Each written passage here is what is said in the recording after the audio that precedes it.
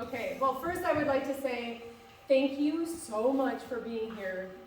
Like I said to a few people already, just the amount of people that came pouring into the door, into this room, all of a sudden, just like, Randal, this is a lot of love. For you. For you. So we're just going to do this part and present an award, and then we'll slide over into the TILIW was part of it, but talking about Augusta, not about necessarily his growing up and where he's from and whatnot. We'll maybe do that a different day. So, okay. Well, Joe would like to say something. So can everybody hear me back there? I just want to make sure I'm loud enough. Good. So I'd like to welcome everybody to the roasting of Randal Oaks. Anybody want to go first? Paul? Yeah. Something you'd like to roast Randal about before we get started? Sorry, Randal. Yeah, I didn't warn you about. No? No, wait. Oh, we're going to wait till afterwards? Okay. I will just say, I thought you were up to something and I didn't know what, so I'm not surprised. Man, I'm disappointed nobody wanted to at least take a shot at Randal. Nobody? Okay, we'll get on with the serious stuff. Okay. So Randal, I was asked to say a few complimentary words about you and a little bit about your history. So here we go. All right, so this is the award. So congratulations, Randal, for your personal contributions to the town of Augusta over the many years. Together, we will be showcasing some of our accomplishments during this award ceremony throughout the evening. Before that, I would like to give some background on Randal. So Randal originally was from Alabama. Birmingham, Alabama, before moving to Augusta in 1994. One major accomplishment he was a part of was the Sloss Furniture Company. Furnace. Oh, well, sorry. Where's my editor? Thanks for clearing that up. That's okay. The Sloss Furnace. So where's that at? That's in the heart of Birmingham, So downtown? very Okay. downtown. Okay, so it's a historic site, a mecca for cast iron art. As the former president of the association, Randal was instrumental in lobbying to save the only 20th century, well here it is, blast furnace of the U.S. You get that right? He wanted to preserve this 200-year historic industrial site. At the same time, the Sloss Steel Mill sits on 9 square miles in the middle of Birmingham. It is an important reminder of the hopes and struggles of the people who worked in the industries that made Birmingham the magic city. Randal spearheaded saving and facilitated deeding the mill to Birmingham's mayor. That's close enough. And to this day, you can still tour the mill. Randal played a major role in Birmingham's legacy. Now, fast forward to Randal. He's here in Augusta, as we all know. Had a vision for the town's identity. It can be seen on his Welcome to Augusta Entry Arbor at Jackson Street. So everybody knows where that's at. We've seen it. It's been there how many years? A bunch since, That's a good answer. 2010. We'll run with that. He created, designed, and carved it in his driveway on his dime.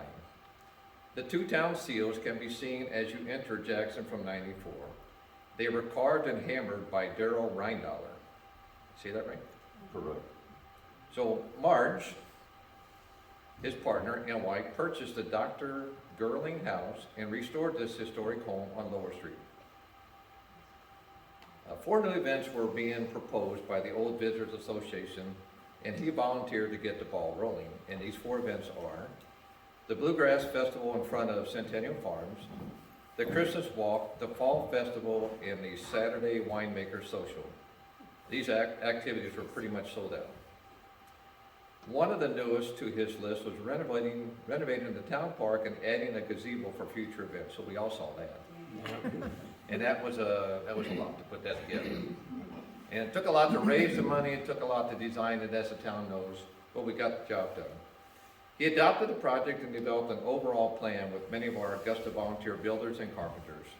There was a desire to improve the park, and with some time and patience, the renovated town square became a reality for the community for years to come. So I would like to say one thing about Randal before we finish. So we're both on the town board, as you know. Last night was my last meeting.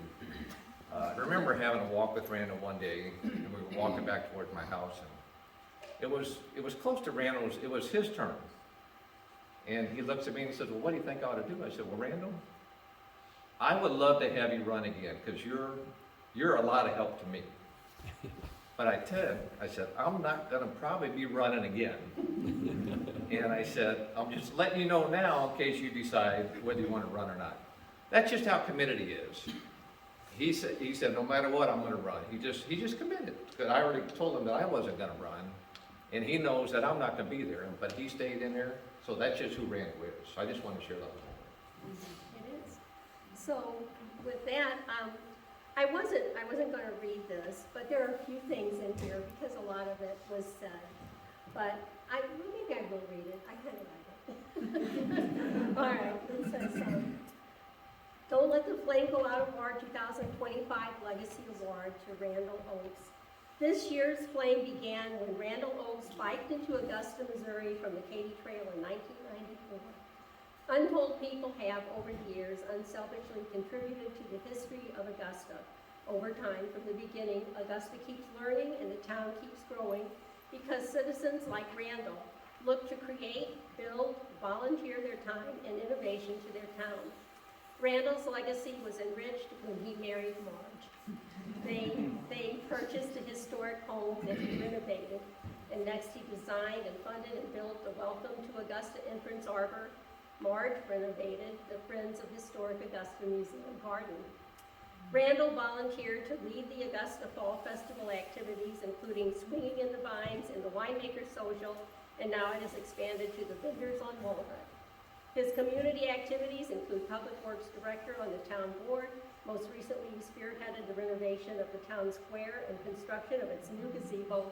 He has supported yearly town-wide dinners.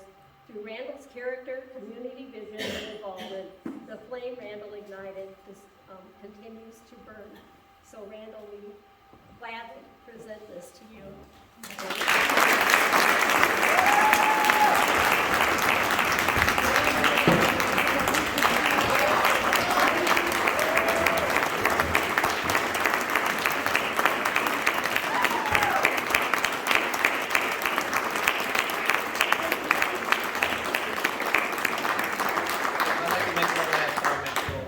Today was voting day, and so Randall has another chapter. So who knows where it's gonna go and who's gonna get voted in, but he has another chapter too, and he's got to finish the sidewalk grant. Sorry, Randall, I tried. Is there anything that you'd like to say? Yeah. Well, I have never been in this position before, and it is most humbling. I would like to ask a question. And that is, would everyone please point your finger at me, please, right now, just like this. Now then, that you're doing that, please look and see how many fingers are coming back at yourself. I'm standing up here, humble, embarrassed, thankful, appreciative, but you're all a part of this, and just to be here and sharing this is testimony as to your commitment to the community. And little boy went and asked his daddy a question, and the dad said, "Go ask your mom." And the little boy said, "I don't want to know that much about it." So I don't know where you're taking me down this road of my life, but whenever I've said enough, cut me off. Thank you all, and that standing ovation is... On behalf of the museum, thank you so much.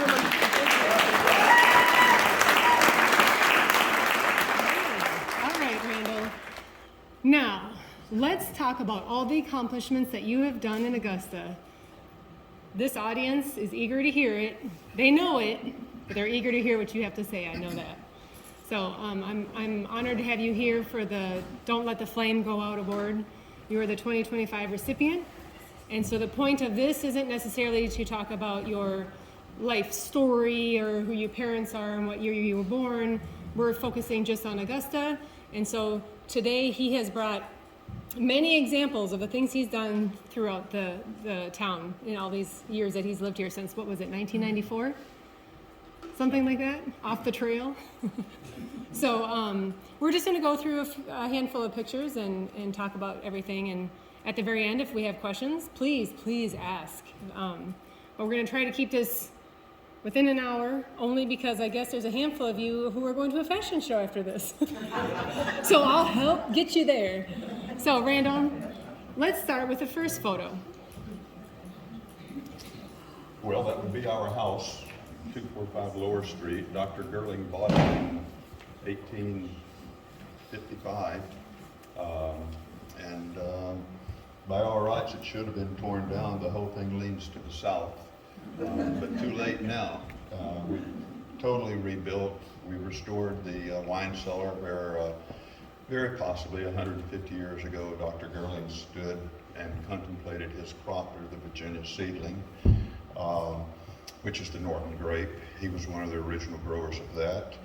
Also, he and his wife were very involved with the philanthropic organization known as the Harmony for Rhine. And where this building is, it used to be a cow pasture, and his wife had concerts here, and some of the music her students performed was Beethoven and Chopin.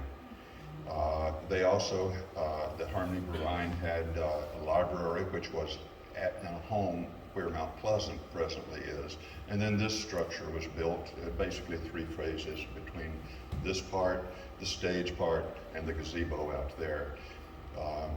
And I'm going to try to be careful. I will try to answer any questions that you ask, but I will also try to be careful to not go too far, because we could talk all night. And I know you want to get home to watch the election returns on TV.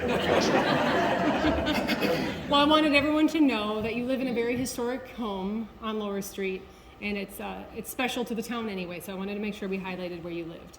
And I also wanted to point out your wine cellar, because I've been there and I thought it's very impressive. I'm sure most everyone in this room has, but if you haven't, it's very unique.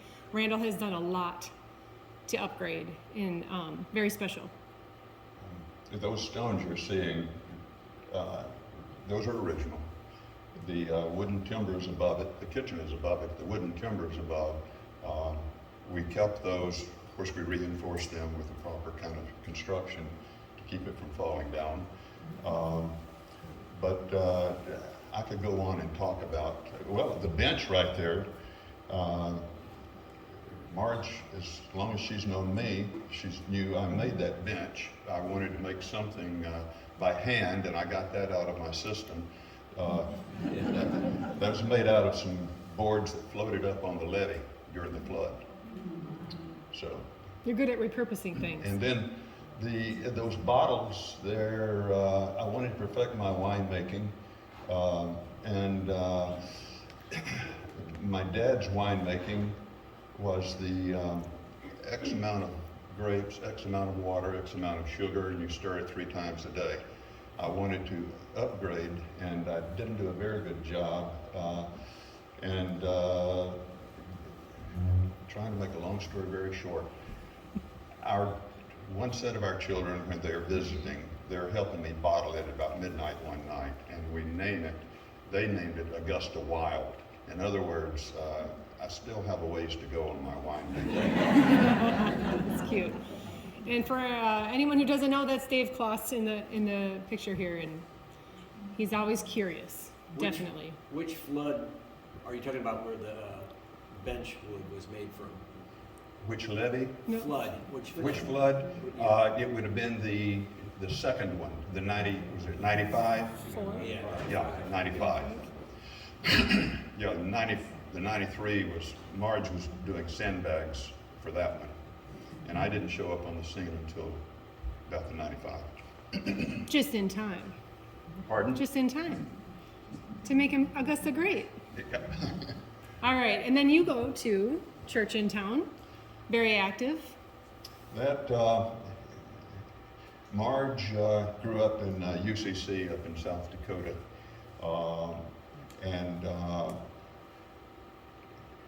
Once again, trying to make a long story very short, finally we decided, well, this church is right here. And she was a founding member of another church up in Lake St. Louis. And we decided, well, this is where we need to be, and this is where we are. And we're very committed to that church. I go over twice a week and wind the clock in that. If you would like to see it, it's a beautiful piece of work. It stands about this high, and it was made with care and knowing that not many people would ever see it. But it was that care that went into it. And that ethic is what I like to see in all projects. Right. You know, we are what we are in the dark. But go ahead. Yeah. Well, here's something that you highlighted and saved. That, I was across the street working on our property, and the church was replacing the entry going into the church. And that is a huge stone right there. I mean, it's as big as from here to the corner of the screen. And it had been just pushed over to the side. And I go over to see what was going on, and I felt guilty that I wasn't doing anything. And I saw the stone. So anyway, the place where it says Ebenezer was there. So I designed this little space, I drew it out and all of that, and the curving stones for flowers, and felt that that historic stone should have a permanent, proper place on the grounds. And then someone, one of the church members, felt that it needed a name on it so people would know, and that person brought that piece right there. So that's why that is there. Yeah. Thank you for being a part of that as well. I'm trying to be short. I know, we're doing great. So we have 4 photos of the Sloss factory, which was part of what Joe had read. If you could explain a little bit of like just what you did and why it was so. I'll try to be very brief because I'm talking about several years right there. I grew up north of Birmingham, 60 miles north of Birmingham, but then wherever I've been around the world and I come back, I decide I'm going to be in the restaurant business. And I was trying to find a place for my restaurant. And there was an area in downtown Birmingham called Morris Avenue. And historically, it was the financial hub of the city of Birmingham. And this cotton warehouse, or produce warehouse that I thought would be a perfect place for my restaurant, I go to the realtor to find out, what do I do? And he takes me to Temple Tutwiler's office. Temple Tutwiler was chairman of a lot, president of nothing. His office was in the Tutwiler Hotel. He was the old Birmingham money. And in his office, I saw these renderings of the city's conceptual design to develop Morris Avenue. What they were trying to do was prevent urban flight. And they were investing millions on 20th Street that comes down, and then at a right angle coming off of that Morris Avenue. And I was the first to commit, the second to get open on that avenue. And down at the end of it was this structure. And I had sent a letter to the town, to the city, just expressing as an individual private citizen what I thought should be done with it. And I'm sitting on the porch reading in the paper where there's going to be a tour to show why it should be torn down. And I go to that tour, and I didn't see any happy faces. And after the tour was complete, I asked the person that was conducting the tour this was to show why it should be torn down. And I asked, could I borrow your megaphone? Now this sounds melodramatic, and I did not intend it to be in that context. I needed to be seen, I needed to be heard. And so I stood up on the tailgate of the pickup and I said, anyone interested in preserving Sloss Furnace as a historic attraction, meet at my restaurant the following Saturday. And I had about 200 people show up. At that 200 people, on one extreme, I had people that wanted to keep it as a rusting, static museum. On the other hand, I had people that wanted it to be a dog race track. And I had everything in between. but the common denominator was everyone felt that it should be preserved. And it was that commonality that we formed the Sloss Furnace Association to prevent, that was our first job, to prevent the destruction of it. If there was I was doing TV editorial replies, if there was a meeting, we had a committee member in one of those meetings, whatever. We managed to get a $2.3 million bond issue passed, which gave us seed money to develop it. And I had high exposure publicly because of my involvement with the city in the restaurant in this development of Morris Avenue.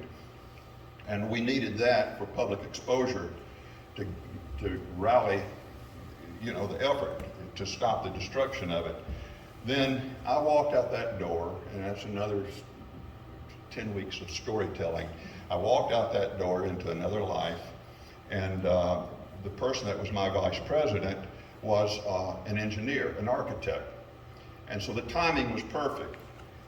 We first needed to prevent the destruction. The second then, we needed the technical skills to make it happen. And so Jim Waters took over as president, and I left that behind me. Years later, now I was about 31 years old at this time. So now then, I'm sitting at our laptop in the house here in Augusta in 2000 or whatever, and I get a phone or an email. It says, if you're the Randal W. Oaks that was involved with the Sloss Furnace, would you please contact me? If not, please excuse this inquiry. Well, this was unusual. Well, I responded back, yes, I was involved with it. Turns out that this person had a grant he was with the Public Television Network in Birmingham, the Alabama Public Television Network, and he had received a grant to do a documentary on the iron art in the Sloss Furnace. A point I'm making here is, in all the efforts that I did to try to get this thing moving forward, it was never on my radar that iron art would be a part of it. Turns out iron art that's the mecca for iron art. And they have iron artists come from all over and in our wine cellar, I have a little skyline of the iron art that I was invited to. I was invited for the premiere of the documentary that this guy made, and they presented to me and one of my committee members, one of those. There are only two of them. And so that is in the wine cellar. It's one of the few things that I do keep out on a shelf, I guess. Seen it, yeah. But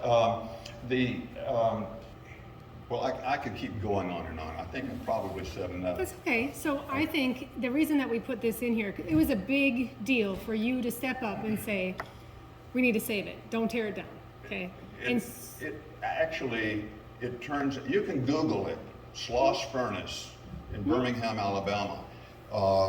And I don't know now, the last time I checked, it was the largest income producer of all the parks combined. It is, and what I'm saying is sometimes we put our neck out on the line and we just hope to goodness we're right, especially if we're trying to help lead other people and that we're leading in the right direction. And it turns out that it has turned out to be a definite positive. And I'm drawing parallels of that, bringing it back home to where we're sitting right now, and in this building and in this town, in this community. And that's why I wanted to tie it together. Most people maybe have never heard of Sloss, but now they have. They can look it up and know that you were part of this. Yeah. You brought that talent and that drive and that passion to Augusta, and then that's what we're going to talk about I'll today. share with you this too. This isn't my first rodeo. No. Of that cross section of people, I went to somebody's office up close to Huntsville, Alabama, because that's where they were officing, but they were with Barnum and Bailey. And they wanted to be involved with Sloss Furnace. And I could go on and on about, you know, the get rich quick or the whatevers. You know, watch who you hang out with. Well, your passion shows in your commitment to saving things and the history behind it and whatnot. And I mean, we all know that about you. This was just an example of one of the bigger things that you have done and you know, moved to Augusta, and now you do it here. So let's move on. I have two photos of just what it looked like in the past. I found it online. I figured I would show everybody these two photos of the factory back in the day. I'm not sure what year this is. It was quite the thing. There was we call it the viaduct, a high-level bridge that went across. And as a child, I remember with my parents driving across that, and you'd see all the fire coming out of it when they were pouring the cast iron. Yeah, as a young boy, I'm sure that's very interesting. It had significant historic significance for the city of Birmingham, for the state of Alabama, and nationally. So Yeah, it's a big deal. And good for you for doing that. Okay, there is something he brought with today, and he would like to read a few things out of there. All right. Remember, if your bus needs to leave to get you to... Oh, we're just starting. I'll just read it. This book, Tractor Seat Philosophy, back in another life, I had a business, and I call it Barn Resource Group, and it says, developing others who develop tomorrows. And this was one of the workbooks for us. Workshop I did for salespeople. I did some of these all over the country. Then this one was a little more involved, winning by design. But the whole thing is in terms of setting goals and accomplishing them, and how do we go about it. And one of my personal goals was to write 5 books, and I'm a terrible writer. And I thought, I'll force myself into getting better at what I am not very good at all, and I'm still not good at it. But this book, Tractor Seat Philosophy, I was sitting on my tractor in the barn in Alabama, and I'm on the phone with, and this time it was a landline. We didn't have cell phones at this point. And once again, I wrote this thing now 30 years ago, 29 years ago. But anyway, I'm on the phone with somebody I'm working with in Chicago, and he's telling me about how someone treated one of our people terrible, and we ought to do this, and we ought to do that. And I said, I'm going to read you this book.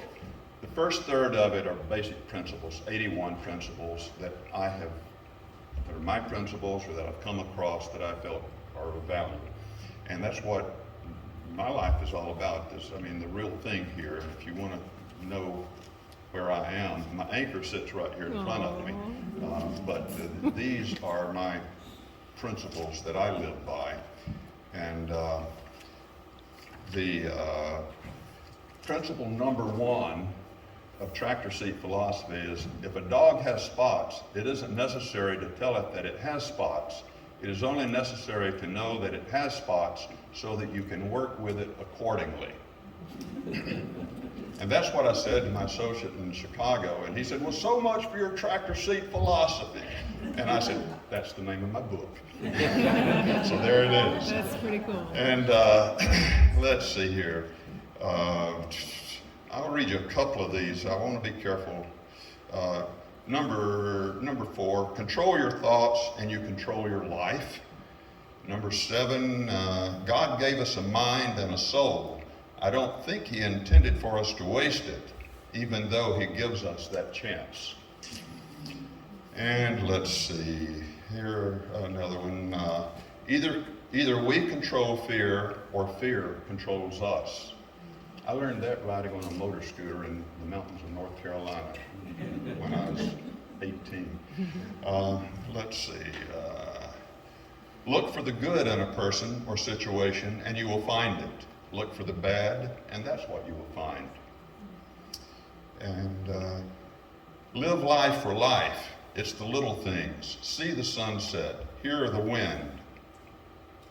Look for solutions, not problems. That's number 26. Well, I could go on, but that's enough of those. Well, we have very beautiful sunsets here, don't we? I will read the remaining 2/3 of it are poems I'd written over the years for the kids or what have you. And some of this stuff I think is pretty good, and some of it, it's in the book because I'd written it. And, I was going to do another edition, and I keep finding, as Marge and I keep trying to purge and get rid of stuff, I keep coming across some of these poems that are going to be in the next edition, but so much for that. But this one, I am going to read this because in our backyard at our home, we have an area we call Augusta Stonehenge. There are 4 stone fence posts that came out of Russell, Kansas. And those fence posts have sea fossils in them out of Russell, Kansas. But on a little brass plaque on a stone there is this poem. And it's called Time and a Merry-Go-Round. Given our beginning and given our end, there's a gift of the thing they call time, to value or to waste, an ointment or a poison.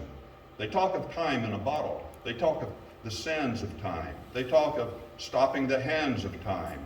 They talk of, if I only had time.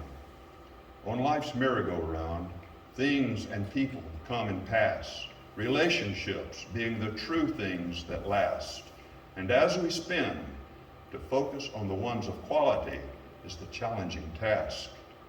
Life's a collection of moments, and time but a piece of matter of the mind.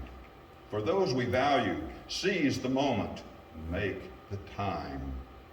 Come, ride with me. Let us share a few moments in time while the music of life's carousel still plays its rhyme. And that poem haunts me.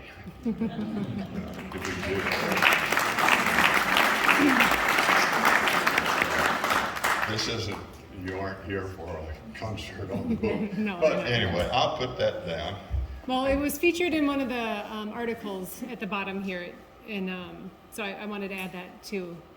And who exactly is that in the picture? Jody? That's Jody McWilliams. McWilliams. Jody had an art shop in the building, which is now Root, and hands out Philip back there somewhere for Root. And Jody, she would have something during the fall, and I drove my tractor up there and I sold these books.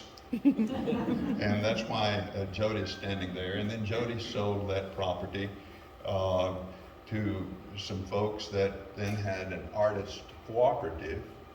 And then Marge and I bought that half block. And then what was a bus barn, there may be some pictures of that later, but there was a bus barn that I renovated to make to our conference center. And it was a bus barn with a dirt floor, literally. Yeah, we'll get to there. And then this building, we renovated that to be our coffee house. And we ran that for 8 years.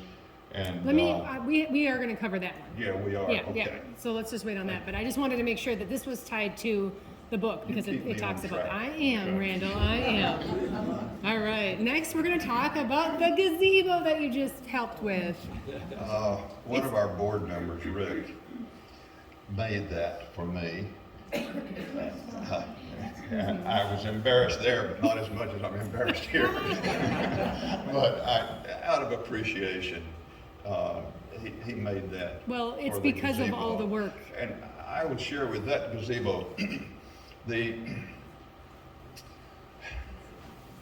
Statue of Liberty was given as a gift to the city of New York out of appreciation of what we as a country did for their country.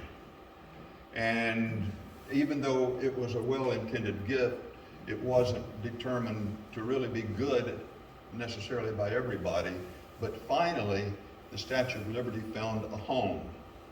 And that torch serves as a symbol to so many different people and to our country. And this gazebo is a functional thing, but it's more than just a structure. It is a symbol of how a community can overcome change and work together and accomplish something that otherwise might not be possible. So it's, you know, could we do it? No, we couldn't. Did we do it? Yeah, we did. Yes, And we it's a we. did. It We is a we, did. and people, a lot of people sacrificed to make it happen. And how, you know, I could go back into my tractor seat philosophy things, but it's working with and through other people and trying to understand where other people are coming from and why things may not go the way we always want them to. But anyway, and oh, here's the construction of it. And You had lots of I mean, helpers. there's a lot of these folks here. If anybody wants to raise their hand and say, "Hey, that's me," I would like to see a show of hands. the folks that were involved, you raise your hands there. You're just I some. love it. Thank you. And we had, there they are too. And I know those are all soft drinks. But a lot of people worked to help make that happen. There's a cupola on top, and we had a signing party, that little thing there on that's Very the top. cupola. Yeah. If you go and you look, you can see all the signatures of people that chimed in on helping make that possible. And everybody's signature is not on it. That's true. That is true. For future use is beautiful, and it's part of our town square now. And Well, the thing was to try and keep it architecturally in harmony with the historic architecture of the community. That's called a chamfered edge right there. This particular thing, I made that out of what was the jungle gym. And I want to make a correction too. In my introduction, it was that the entry arbor that I paid for that whole thing. It was carved in my driveway. We paid for everything except the town did pay for the material. okay. On this one, I paid, Marge and I, we paid for that whole thing. Okay. And did the whole thing. And then Joe Buckheit comes up to me, I'm over there working with the grapevines, and he says, "Hey, Randal, that turned out pretty good. You want to make another one?" And I said, "Do I want to?" But will I? I said, "Yeah." So I made the second one, and the town paid for the materials and this concrete and all on the second one. But I wanted to be accurate on the entry arbor. And Thank you for that. and we had, are we coming to the entry arbor later on? Not quite. Pardon? Not quite. We'll get to No, that. okay, remind me to tell a quick story about. I will. Danny sent this picture in, so I told him it would be in the slideshow. Yeah, well, that's, there was a lot of effort to make that thing happen. And Yeah. once again, we had folks show up to help. Yes, yes, you did, and that's what makes it so special. In fact, our hostess here and her mom show up. That part up there, that's in two parts. And I could move one part by myself, but I couldn't move both parts. And I had to assemble it before I could get it. I carved all that stuff in my driveway. But, so I'm over starting to move it, and she and her mom come by and help me move it to get it over into place. Once again, that's just an example of how everybody tends Everybody to in this room. chip in. Yeah, everybody in this room. Yeah, I could go on and on. Yeah, me too. Yeah, the merry-go-round was the final, you know, how do you, everybody doesn't see everything the same way and all, and especially when things are under construction and everything. But that merry-go-round is, so many people have grown up on that merry-go-round around here. And finally, I came up to the conclusion and presented it at the town board that, see, if we touch that thing, it is illegal. We can buy a brand new one, it looks just like it, except it's painted. The difference is it has a brake on it, it won't go fast. So the thing I said at the town board is that if in time we have to stabilize it, then it will become perfect seating for what all we're doing out there. There was a solution, you know. Thanks for keeping it. Dr. Norman Vincent Peale says problems. There are no problems, there are opportunities. Yes. So this next picture is kind of just an overview of what the plan was supposed to be. And that's still a work in progress, right? It's a conceptual design to help people see the end result. Yeah, it's getting there. You know, some folks will see a pile of lumber, other folks will see an end result. So this helps. Oh, definitely. It was great when you first presented it. And we use this park for part of the Harvest Festival. Now we're moving on. I would like you to explain this photo and why. Brian Haynes gave us, the artist, I'm sure you're familiar with him as a very accomplished artist. He gave us, the town, permission to use 2 of his paintings in promoting the preservation of the Harmony Variety. And that one, let's see.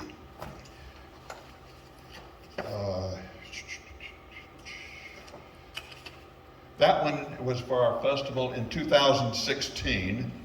We had 2 specifically oriented for the Harmony Variety.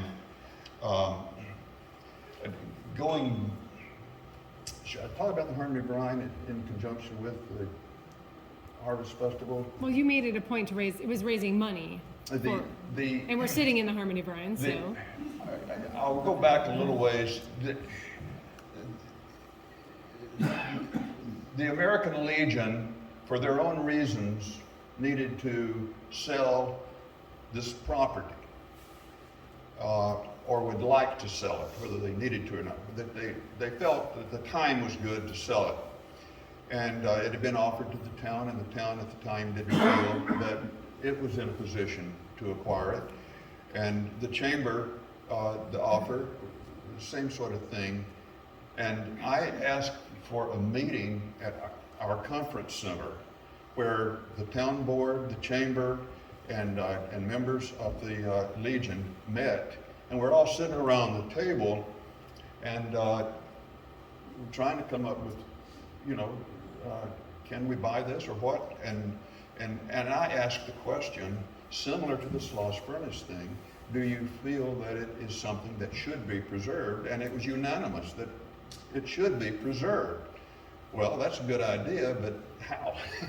You know, so kind of fast forwarding, in 2016, well, I was chairperson for too many years. You can count these posters over here.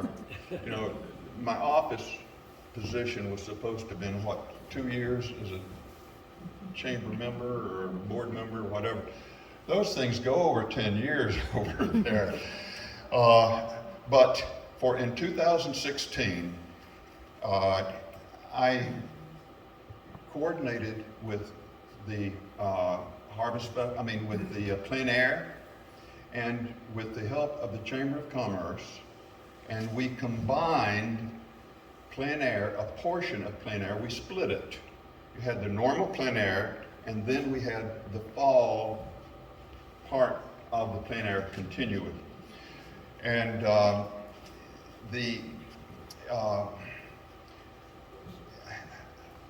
I'll share this. I'm looking straight over here at Norby. Before that,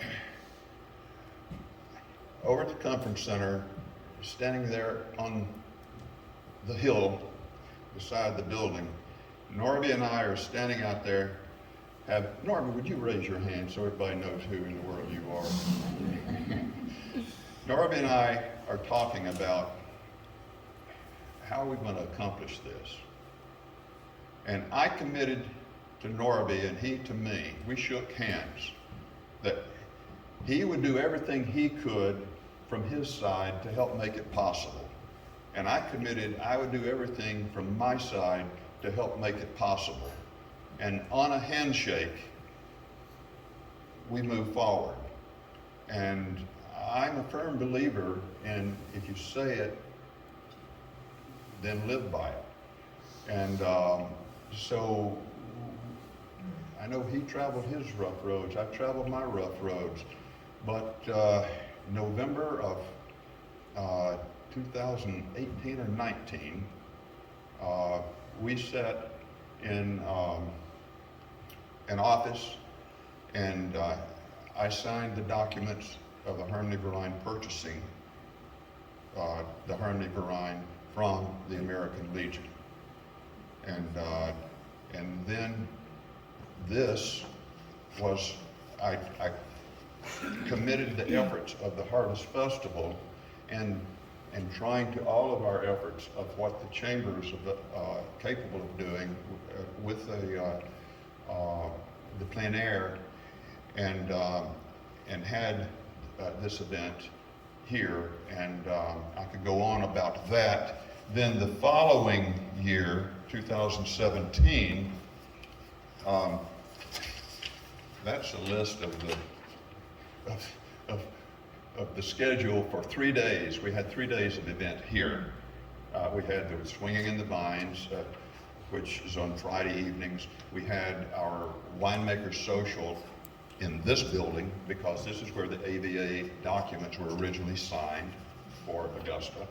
And then on Sunday, we had Heritage Day, where we had guest speakers and everything in here, and I could go on about that. There is one thing that,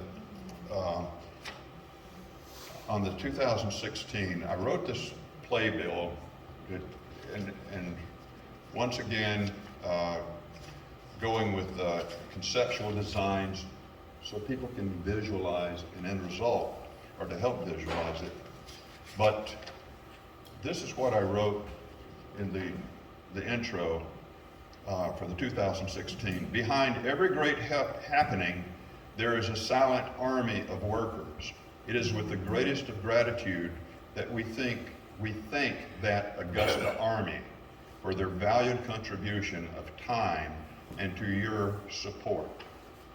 And that's been the theme of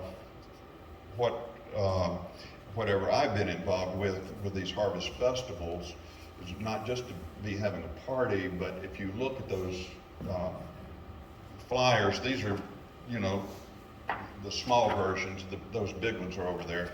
If you look at those, you'll see, well, this one, explore a day in the life of a German immigrant.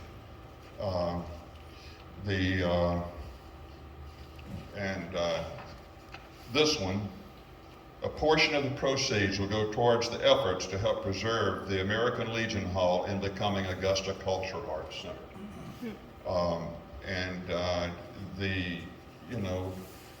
We go on.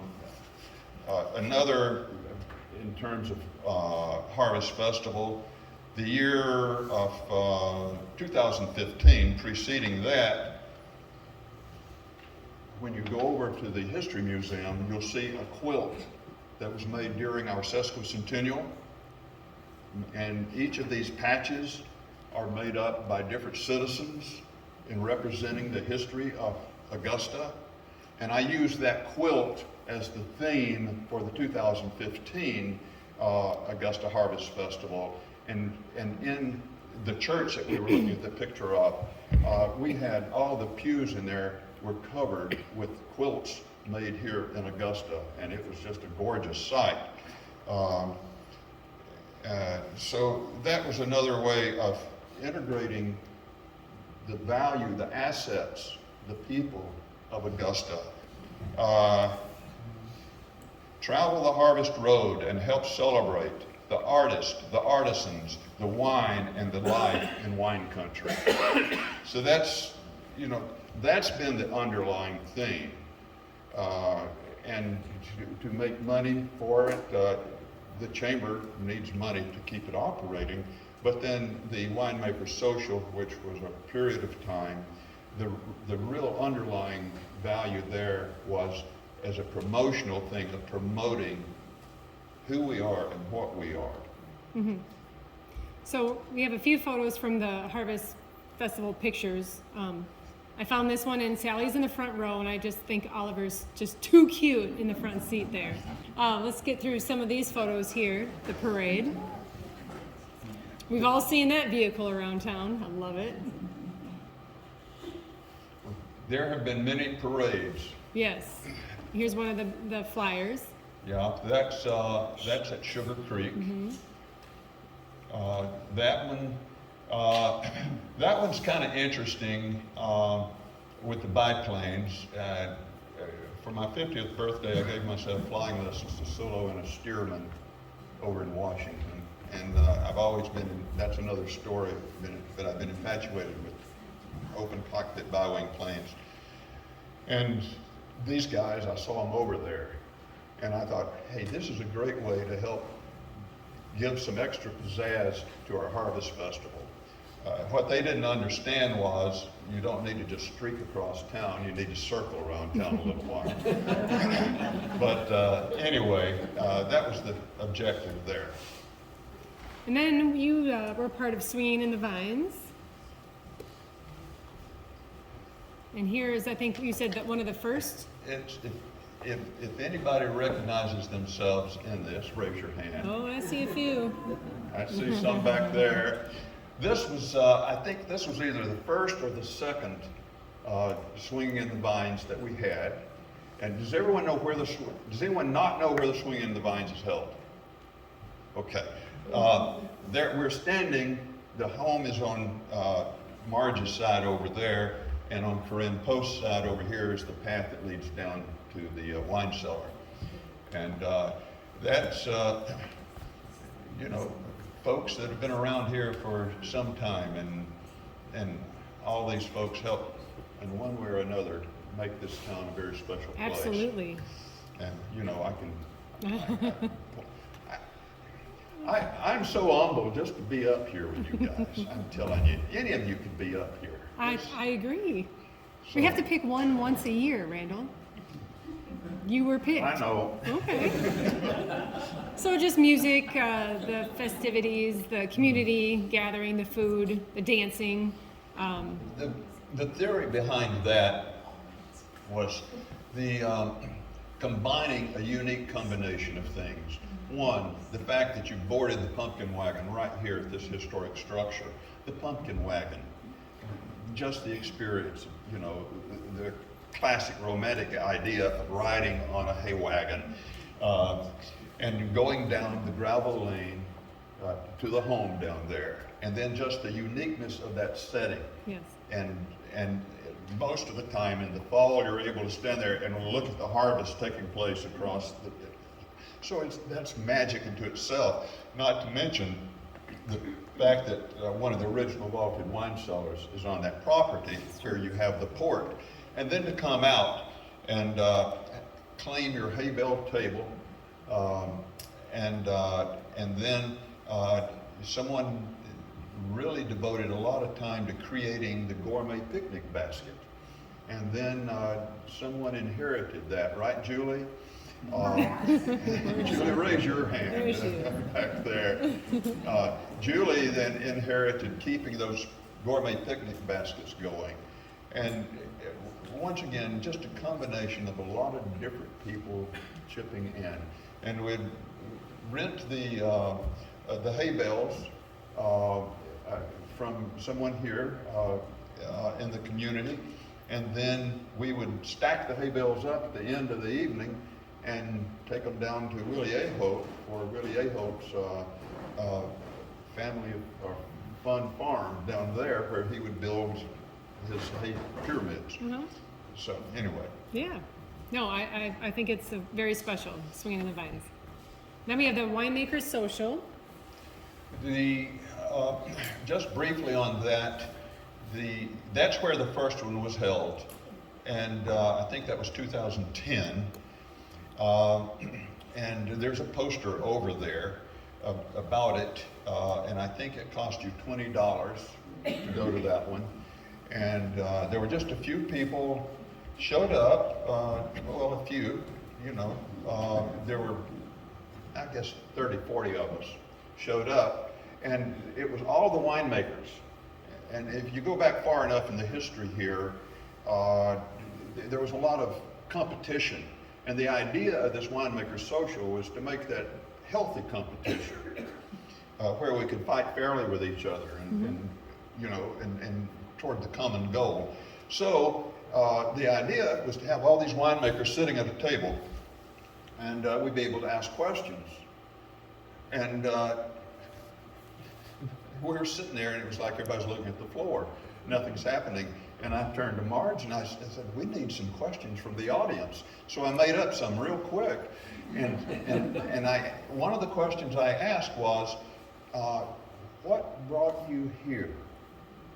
And each of the winemakers started sharing what brought them here. And the commonality just all of a sudden unfolded, and there was more rapport there, and that thing gelled. And then the decision was, let's continue this, and we'll rotate it from one winery to the next so that everybody would have their day in the spotlight. And so the next one was at Mount Pleasant, and I invited a wine and food critic out of Washington to be our guest speaker.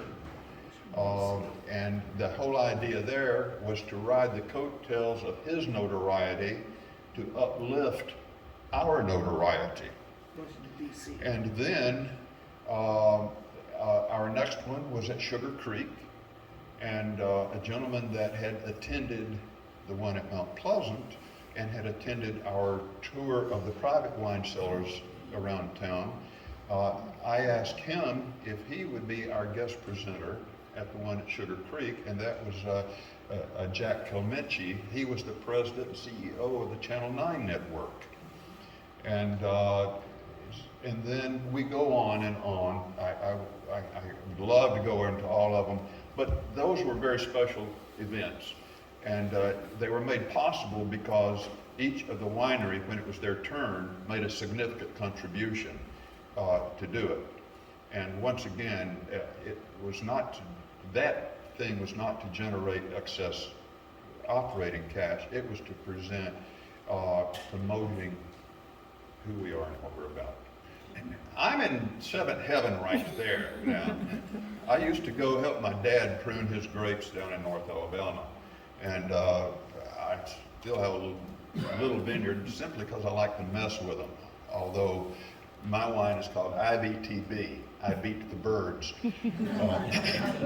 But Paul and Melissa, I've had the pleasure of being able to go for their grape harvest when the sun's coming up, and I was able to hop on the machine, and so I'm grinning like a possum there in the middle of their vineyard. Well, I'm really glad that she sent it to me because that's the picture I used for his award. Thank you, Melissa.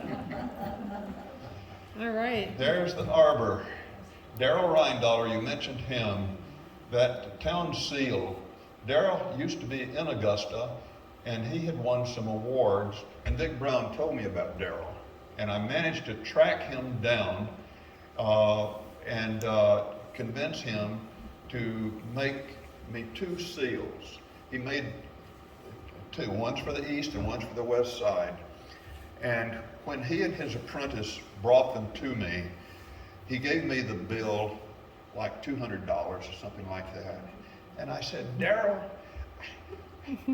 this is worth far more than what you've just presented. And he said, I know, but the town has been good to me. Once again, you know. And this was carved in my driveway, and it all fits together at angles. And we had Chamber of Commerce tailgate parties to put it together. And we're up there working, and I'm up on a ladder somewhere there about where the Augusta sign is, which, by the way, Bowermaster carved that, Yeah. and his wife Gloria did the color on it. So you have a nationally, Barrelmaster won the Wood Award at the Smithsonian. He's the one that carved the Augusta sign.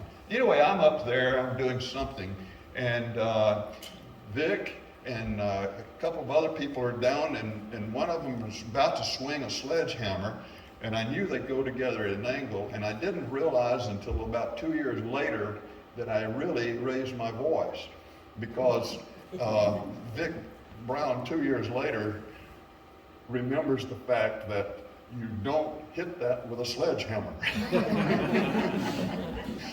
And let's see, I guess Kathy Kessler brought us pizza for that assembly party. Nice. This, it was brought to my attention that Schnucks grocery in Washington, and actually one in, I think it was Lake St. Louis, that needed a display for Augusta wine. So I sketched this out, took it to the chamber, and the chamber said, yeah, let's go ahead and make a couple of those things. And there's some pictures over there that they're down on this end of the table that you might want to look at, but oh, this is it. I'm sorry, Randall. And what this is, going, flip back one time, that if you see there and there, those were places for Now Go Forward. That's places for these kind of posters. So this was one of the posters on it, and what it's showing, it's showing where there's Sam Stang and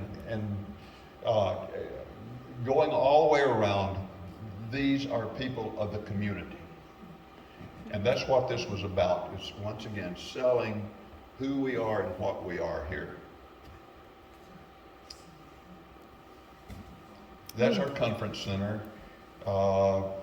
That front there were two big doors on that, sliding doors. That was a shell of a building with no doors or windows. It had a dirt floor. They literally parked a school bus in there. And the 2x4 rafters that were there were also a couple of cables with broomsticks in them to help hold it together. That was quite a project, I'll tell you now. But I could go on about that too. Oh, I know. But I have 3 photos of the building and the great work that you put into it.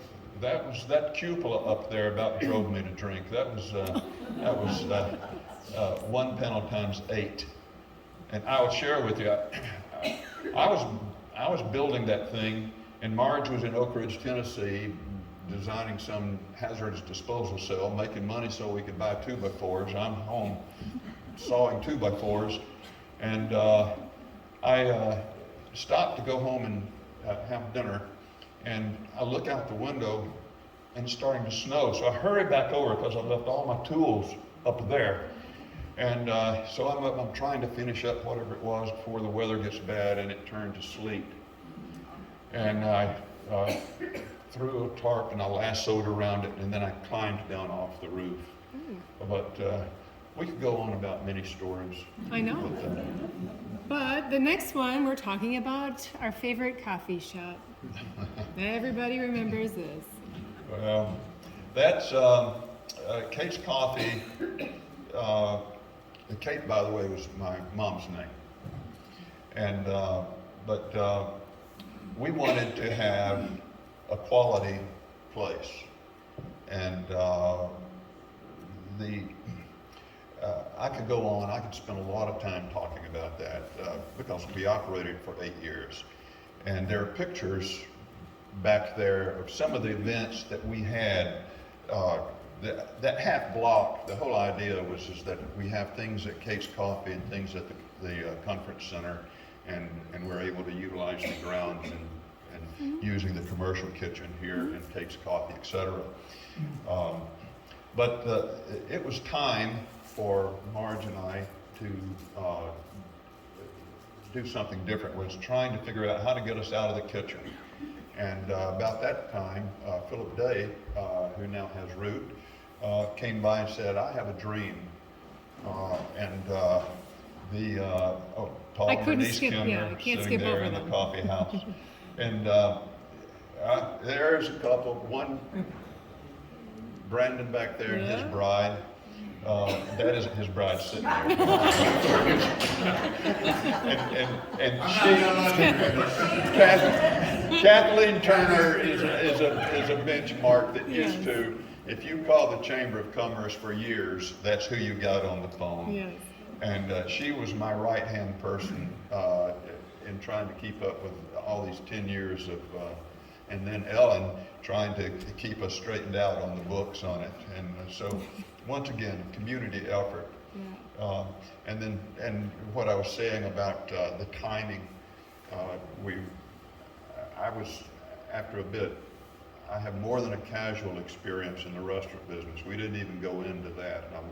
That's another story. But I recognized Philip Day for his quality, and it was not a lighthearted decision to close something that we worked so hard on in 8 years.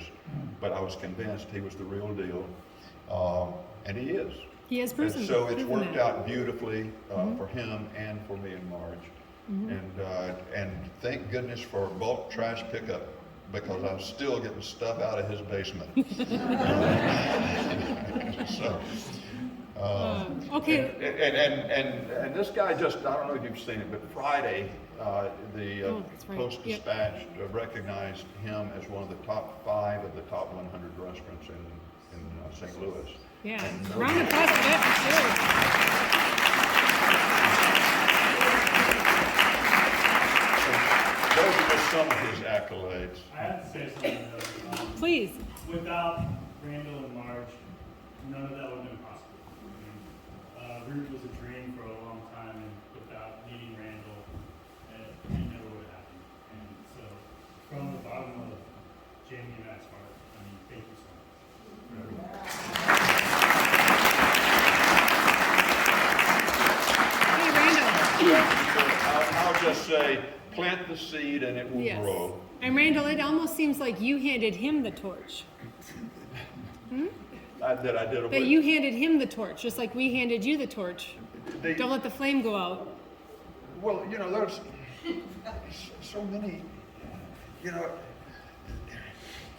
give people an opportunity. And, and I could dig into that tractor seat philosophy thing there. If you have a project, get the best people that you possibly can and explain what you want. Get out of their way and let them do it. You wind up with a stronger project. And Philip had a dream.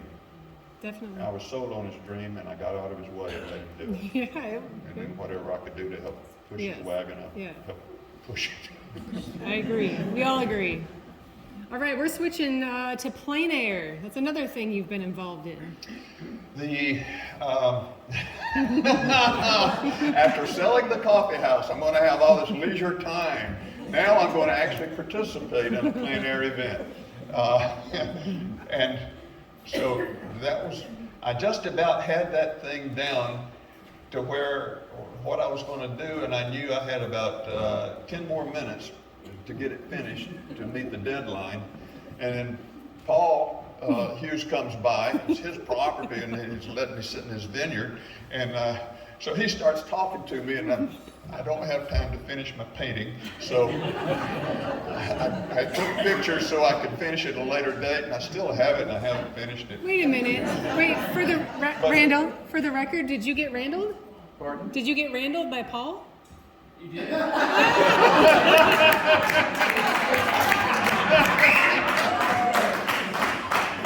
love it. But the plein air, being as involved with the chamber as I was, and with the special events, Corinne Post, she and Gary, who had the Red Brick Inn across the street from us, Joan Parker, a plein air artist, was here and visiting, staying with them, and she had encouraged them to go to Kansas to an event there because she thought that that's something that the town could do. Well, Gary Corinne get back, and Corinne says, you know, she really has something. So I sat at their dining table with Joan Parker and took pages and pages of notes trying to understand what this plein air thing is all about. And then I went to her chamber meeting and I said, hey, this really looks good. And people picked up on it. And then the plein air has, you know, it's had wonderful chair people. Once again, you know, give somebody, and now then, it has reached new heights, and the chairperson and co-chairperson are sitting right here. And it's something, it's our 32nd year now? 22nd. So it's grown to be a nationally recognized event. And Lynn, how many people, artists, do we have this year so far? Currently, we have 86 registered. 86 We have artists. 23 brand new ones. That's very exciting. And I think 16 different states are represented this year. It's so cool. It's, you know, there, that example, I mentioned Bowermaster, nationally recognized, Sam Sting, nationally recognized, Philip Day, nationally recognized, Brian's here too? and Brian and Bill, Ben, Ben's here, yes. their Where are they? day, the They're- sun's shining they're- locally in a pretty big area, but their Yeah. national day is on its way. We're unique like that. Our town definitely, and me being here only 6.5 years, like I look around and I think the same thing. For a town of 250, we have so many unique, talented people in one spot. I have told people for years that Augusta is like a magnet that draws creative people. Well, why do you think that it is? Why do you think that that's a magnet?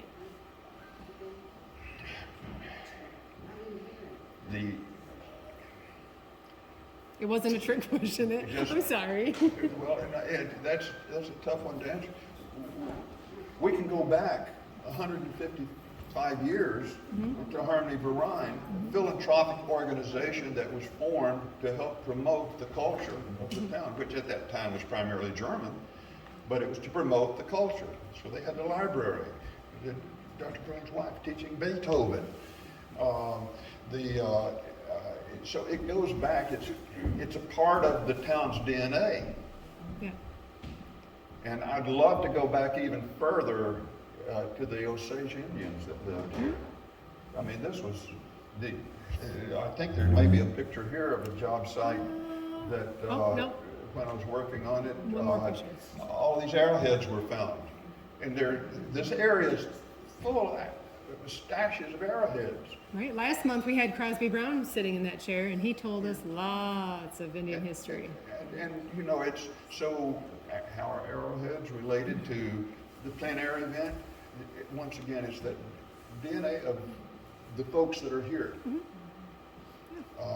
And how this community, through the changes over time, has been drawn closer together. And even in some changes that would tend to pull us apart, we still, once again, that gazebo. Right. It's a symbol of how we can work Right. together. And our town has overcome many Yeah. things. So I think we have the. Oh, I'm sorry. There was one more photo here for the plein air. I like the picture of Marge. I didn't know you drank wine, huh? She's almost finished with one you gave her. The Bluegrass Festival. Another example, I mean, sitting right here in front of me, how many communities, how many towns have a century-old working farm right in the middle of it?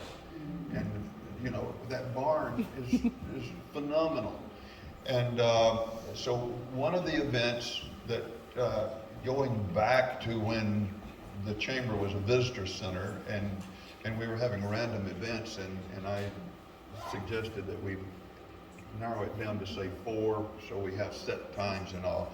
And one of the events that I'd suggested was a bluegrass festival. As I used to have bluegrass at one of my restaurants. And what I would try to do would be to come up with some show thing that we could get some free advertising with the media. So I took this shot over in front of the barn there at Centennial Farms, and Ellen had agreed to let us, they said they would love to have it there. And it was a lot of work to them to let us have it there. But it was a lot of fun. It was a lot of work. So that's what that's about right there. And you did it, it says 7th annual, but that was the last year, is that right? So 7 years you did the Yeah, bluegrass? Yeah, I would think, I think so. I was hoping Jan was here because I like her dress. And then I think we just have a handful of other photos and they're kind of random, but I wanted to point out, we have the Christmas walk, which you're always, I mean, everyone in town is a part of the Christmas walk because we all volunteer somehow, but you know, what does that mean to you? Well, that means, I remember when Marge and I started our design business here in '99, we leased the west third of the Antique Emporium, and we renovated that west part, and the basement down there. That was to be Maggie Myrtle's flowers. Maggie and Myrtle were her grandmothers in South Dakota. I mean, Marge is a geotechnical engineer by formal training, but she's a dirt digger. She loves working with plants, so that was the flower business to be. And I remember on one of the Christmas walks, she's coming, she's got all this stuff that she's got at the grocery store, and I'm in there, I'm working on a door or something, and she says, "You're working on it, we've got this, da da da da da." It was a lot of, she would go all out to decorate for the Christmas walk, and with all the garland and everything else. But over the years, we've put a lot of effort. I remember building the conference center. I'm out there on the Christmas walk because I'm going to be pouring concrete the next day, and I'm there and I've got caution tape around, and I'm out working, and we have the rind thing where you fill out, you know, and so I'm out there, so when people would come by, I could give them what the answer was, fill out the rhyme, but you couldn't even get in the building. This 2007, that poster is over there also. The tour,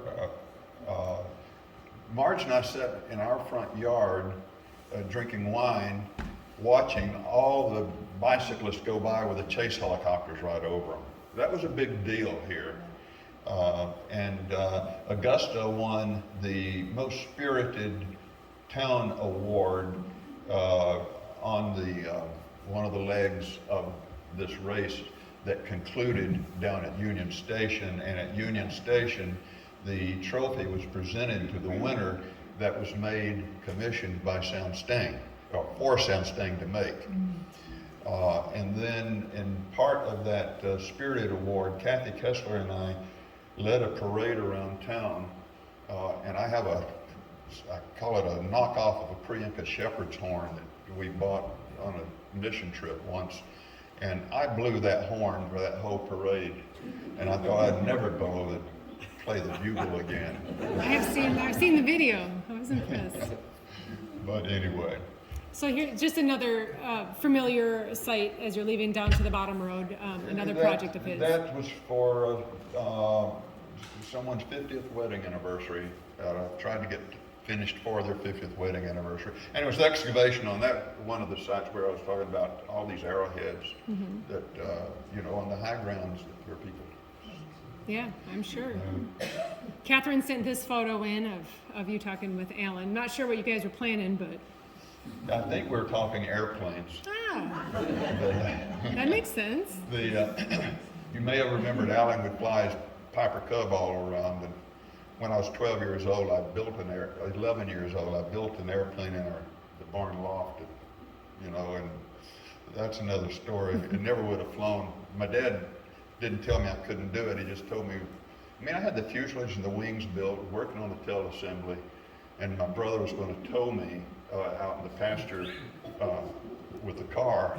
I was going to fly it, but Dad told me we didn't have room to keep it, so I'd have to take it apart. He didn't tell me I couldn't do it. Ooh, details. Here's a photo, I'm not sure if I took this or not, but at the museum, it was like the show and tell that we had a couple years ago, 3 years ago maybe. So I just enjoyed it because you definitely brought a lot of info that day. And it was interesting with everybody. Let's see, this one I have, which you guys can't read, but there were 3 quotes in here, if I could read them to you, which all 3 were great, so I wanted to read it. We want people to look beyond the glass and appreciate the people who have made this community.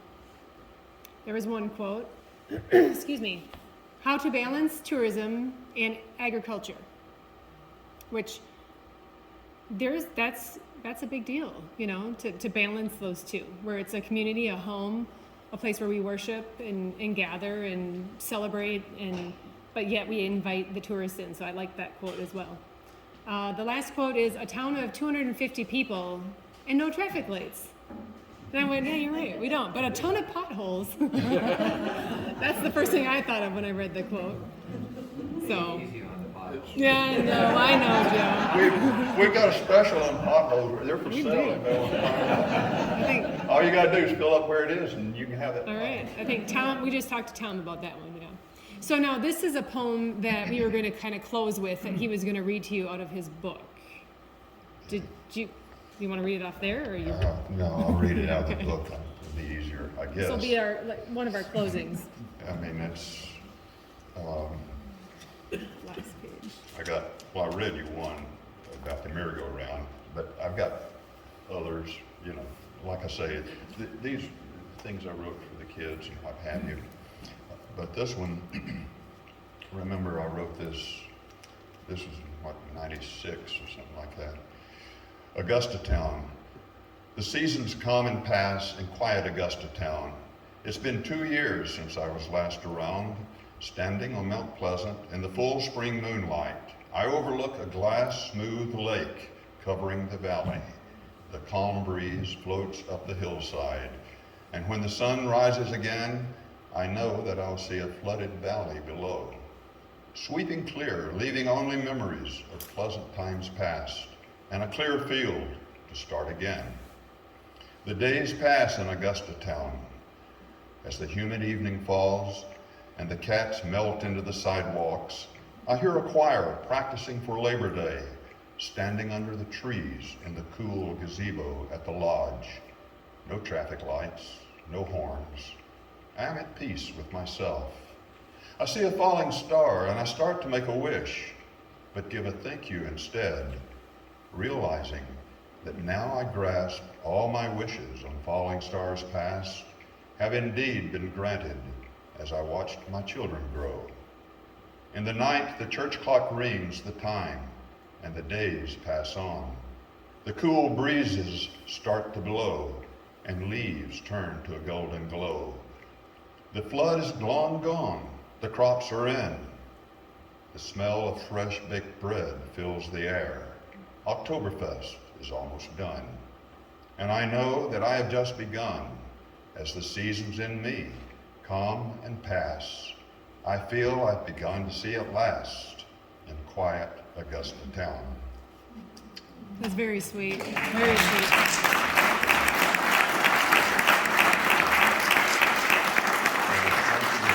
Thank you, fingers back at this. Thank you. I'm blown away by this. I mean, I think we are too, though. You know, we're all here together and celebrating you, Randall, but I think that what you just read speaks a lot for Augusta, and then we look back out in the audience and everyone here has done something, and we all volunteer for things, and that's what makes our community so great. Let's see, what do I have next? Oh, we want to thank you. Leadership is the courage, creativity, and captivity to inspire participation, development, and sustainability for strong communities. We appreciate you, Randall. Thank you.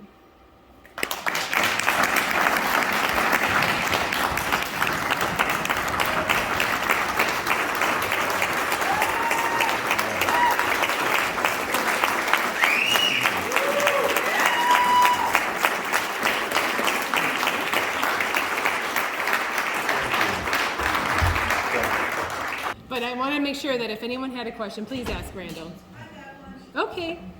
So we've seen a lot of your projects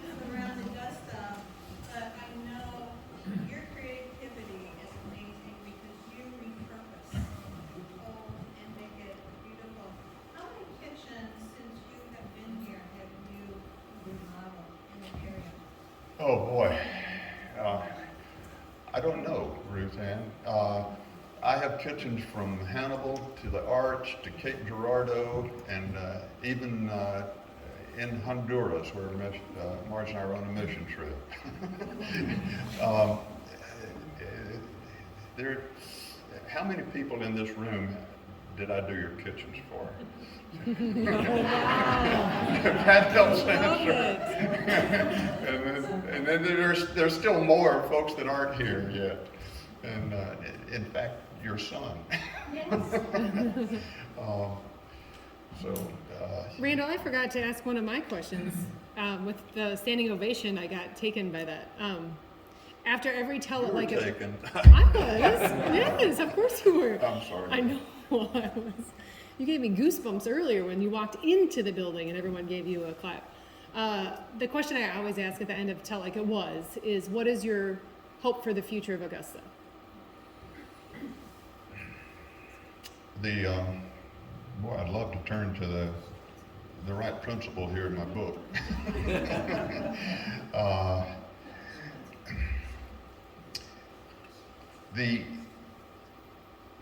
That we don't give up on the ship.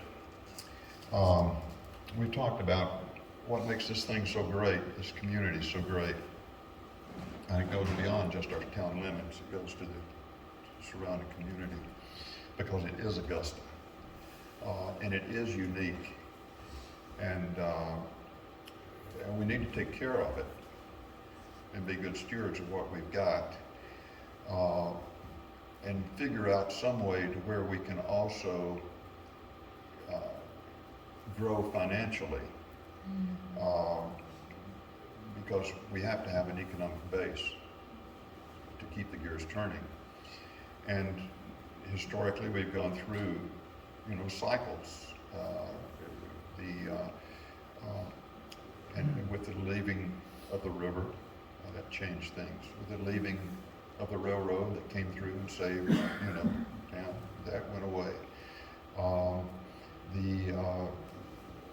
Of course, Prohibition wiped out an industry because we were the second largest wine producing area in the country at the time. And even though this whole evening, we really haven't talked about wine as such, because I've told in more than one meeting with winery owners that the wineries are the engines that pull the train, but you got to have the rest of the pieces to make the train. And so it's those other pieces. And at one point, Augusta had a monopoly, basically, on the wine business because it started the resurgence of the wine industry in the 60s. And then other communities, other towns, other areas started realizing that, hey, that's pretty good. So we went from just literally a handful of wineries to a few hundred throughout the state. So we no longer have that monopoly on the winery business. The taste and preferences change. You see more microbreweries. You're beginning to see micro distilleries. So we should not look at what we don't have. We should look at what we could have and figure out what can we do creatively to keep moving forward and to keep this uniqueness of the town. And so long as we believe in that, and we have our rallying point right over there in the town square, and go to the gazebo and get on your soapbox, and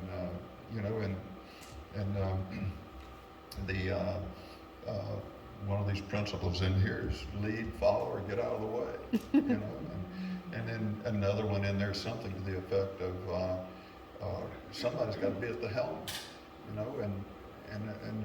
other things. We just don't be afraid to step out and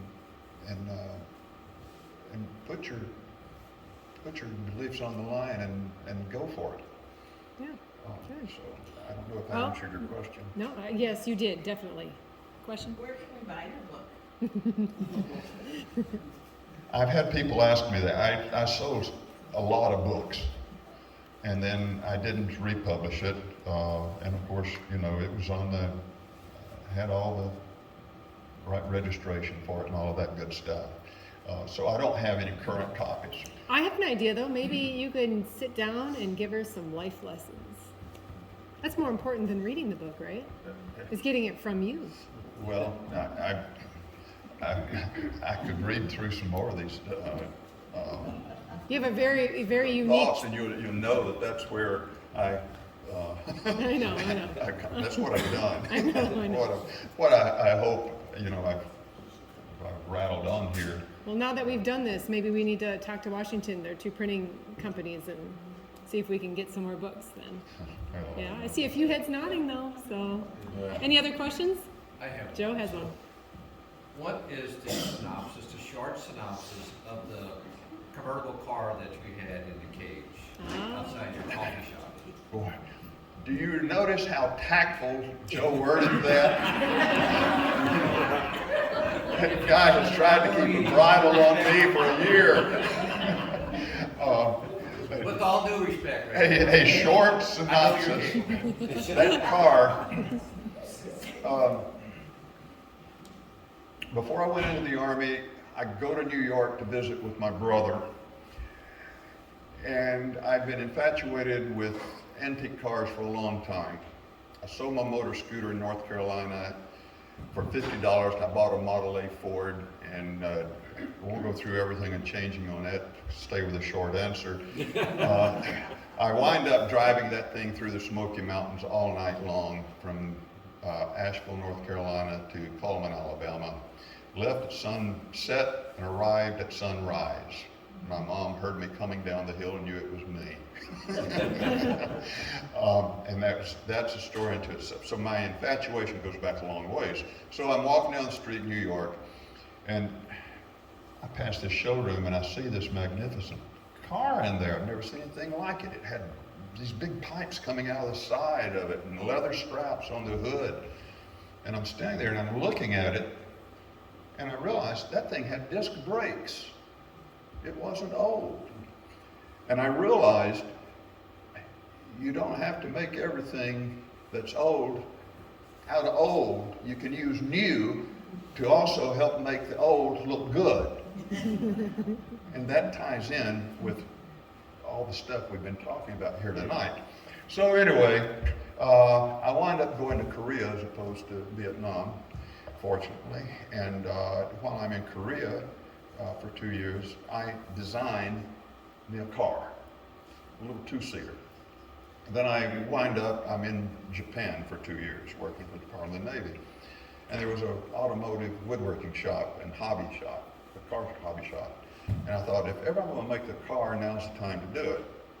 So I made this little two-seater, shipped it back to the Port of New Orleans as a 59 Rambler, because I bought a 59 Rambler and used part of it in the floorboard for the vehicle registration. And I had all my gear shifts on the outside and all that. I drove that car around in the pre-race ceremonies at the TILIW 500 one year. But I still had my dream to make a big car. And my life's kind of in decades. My 40th year decade, I made that car. And I bought a 71 Buick station wagon for the chassis. And in my driveway in Atlanta, Georgia, with a crowbar, a hacksaw, a chisel, and a hammer, 22 different vehicle parts, and 2 years later, that car you ask about is what I drove out of my driveway. And I drove it every day for about 3 years. It had been in rainstorms in Tampa, Florida, and snowstorms in Lexington, Kentucky, and a lot of places in between. And it sat in my barn in Alabama for about 17 years. Brought it up here, got it running, drove it across town in the Sesquicentennial Parade. That was the first time in 17 years it had run. Last time it had run. And then I built that carriage house, that's what I called it, for the car in conjunction with the coffee house. And it's now in my gazebo I built because I want to make it the way I originally planned to do it and didn't and I was going to do that in my spare time, and I still haven't started on it. Spare time. Did I answer your question, Joe? Well, you have any spare time since you're on the town board. Did I see another question? Yes. Somebody?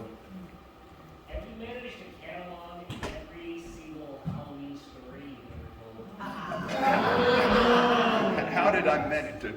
Have you managed to catalog every Halloween story you've ever told? Oh, the Halloween stories. No, I haven't, and Marge keeps telling me I should. But it's interesting that once again, with the chamber and the community, we're listening to a book on tape, traveling up through North Carolina. And this book on tape is telling about in this little town where people would sit on their front porch and tell stories. And I come back and I tell, Marge says, we ought to do that in Augusta. And by the way, Marge also, when we were in Mississippi, there's a little town we go through and there's a clock tower. And she says, I was trying to figure out something for the town. And she said, boy, that would be good.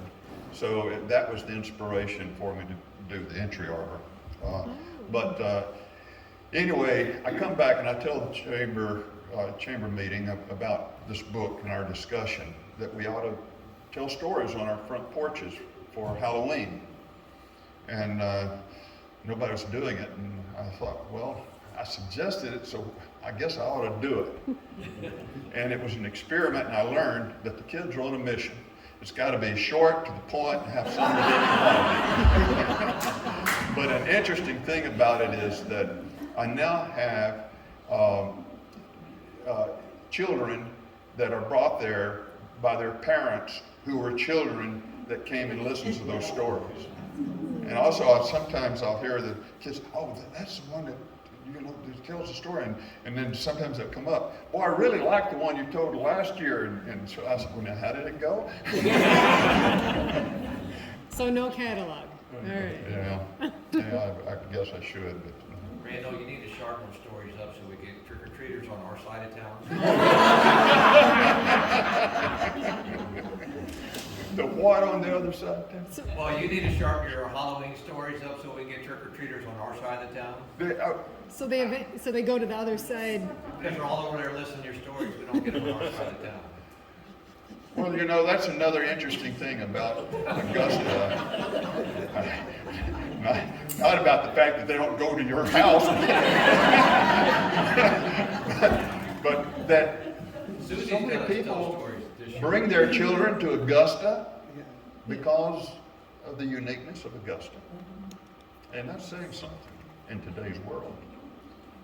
So, Yeah. anyway. Oh, we got two more. You pick. Brian. As a child, who inspired you to be as creative as you are? As a child, what? Who inspired you to be as creative as you are?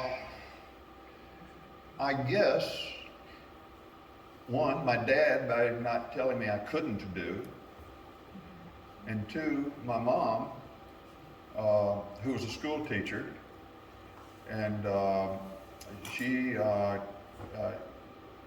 would do plays for the school, and I was involved in that. I was involved in, if there was a sunrise service with the church, I went out there trying to get the stuff ready for the sunrise. I remember coming out of the barn door and looking down the hill and seeing my dad getting the television out of the car. What I'm saying is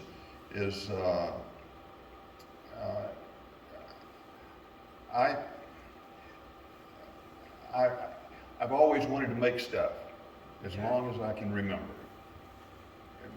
My first business was when I was in the 6th grade. I would take tree limbs and I'd drill a hole, I'd cut little lengths, and I'd take a piece of cane, I'd make pipes. And then it was a mile on a dirt road to the 3-room schoolhouse I went to, and I'd sell these pipes to the other kids. And we would pick, we called it rabbit tobacco. So the weed grows about that high, and you strip them, and we'd hide the rabbit tobacco in the drain going to school, and we'd have a penny box of matches, and then take the shortcut home and smoke our pipes and chew pine straws so nobody knew we were smoking our pipes.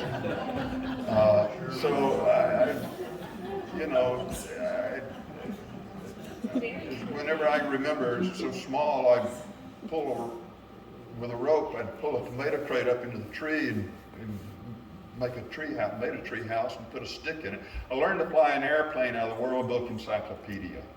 And, I'm not flying with you, bro.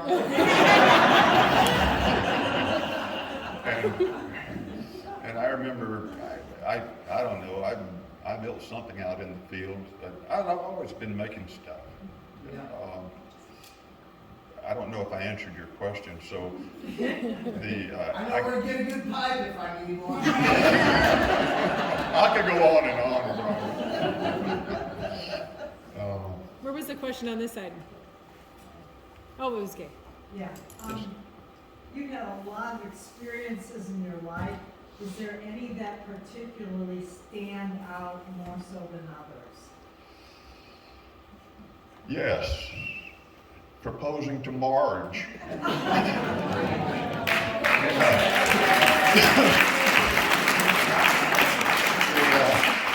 You know, if a cat sits on a hot stove, he'll never sit on a stove again.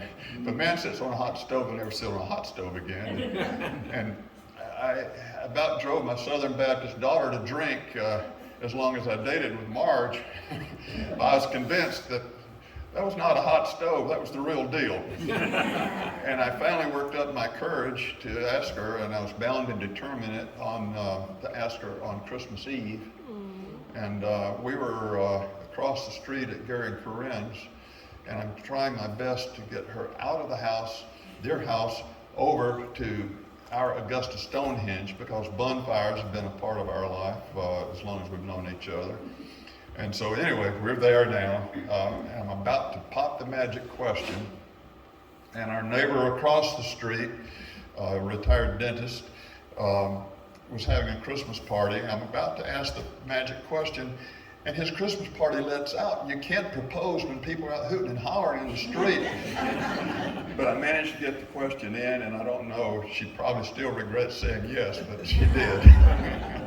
But that's memorable. There are other times that it just hadn't been my time to go. I've been lucky in so many ways that I could have gone the other way.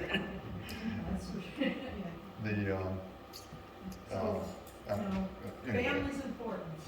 I try to be succinct in answering your question. Any others? All right. So Randall, when I moved into town, you were probably like the first person that welcomed us. And you're like the Augusta Welcome Committee, you know? You and Marge. At the coffee shop. And for all of us in this room, we could probably relate, like this is the longest coffee that you could ever anticipate.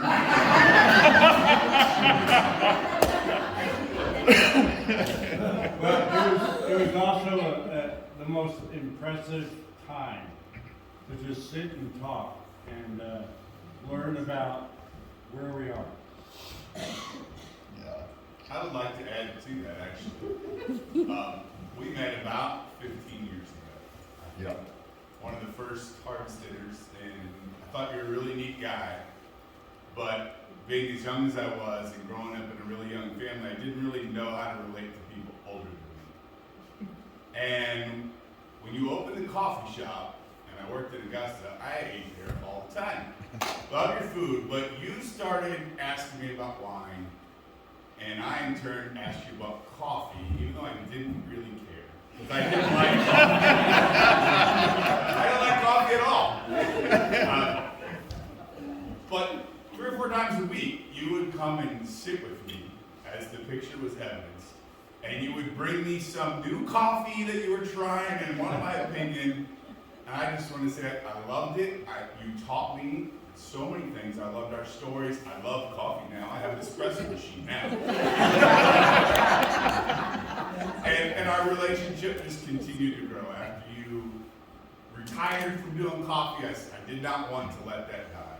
And so we got to spend, and we still, once a month or so, get together for coffee. And I just want to say thank you. I have loved it, and you are in my inner circle, and you know that. Oh, Thank you.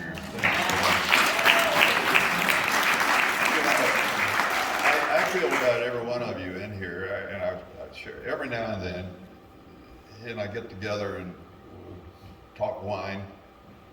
I don't know why we don't drink coffee.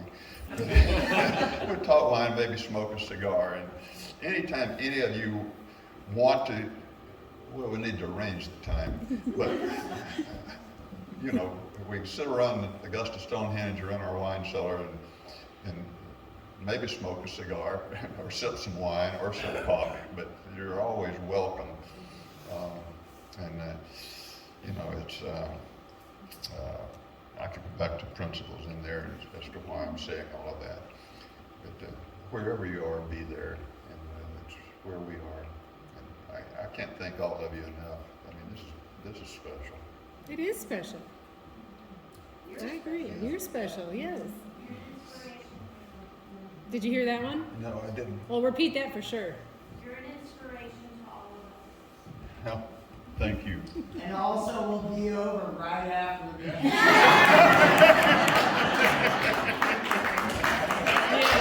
Okay,